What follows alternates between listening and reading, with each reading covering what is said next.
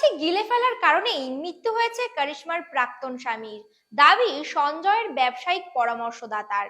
করিশ্মা কাপুরের প্রাক্তন স্বামী সঞ্জয়ের মৃত্যু নিয়ে নতুন একটি তথ্য সামনে এসেছে। তার ব্যবসায়িক পরামর্শদাতা সুহেল জানিয়েছেন যে পোলো খেলার সময় সঞ্জয় নাকি একটি মৌমাছি গিলে ফেলেছিলেন। তারপরে তার স্বাস্থ্যের অবনতি ঘটে এবং তিনি মারা যান। সঞ্জয় কাপুর ইংল্যান্ডে ছিলেন। 12ই জুন হৃদরোগে আক্রান্ত হয়ে তিনি মারা যান। এটা একটা বিরাট ক্ষতি এবং তার পরিবার এবং সহকর্মীদের প্রতি আমার গভীর সমবেদনা। শোনা যাচ্ছে যে সঞ্জয় একটি মৌমাছি গিলে ফেলেছিলেন, যা তাকে গলায় কামড়ে দেয়। সঞ্জয় খেলা বন্ধ করতে বলেন, তারপরে তার হৃদরোগ হয়। অনুমান করা হচ্ছে যে মৌমাছিটির কামড়েই তার হৃদরোগের কারণ হয়ে দাঁড়ায়। মৃত্যুর কিছুক্ষণ আগে সঞ্জয় আহমেদাবাদে বিমান দুর্ঘটনায় এক্সে শোক প্রকাশ করেছিলেন। এটাই ছিল তার শেষ টুইট। জীবনের অনিশ্চয়তা নিয়ে 3 দিন আগে সঞ্জয় টুইট করেছিলেন।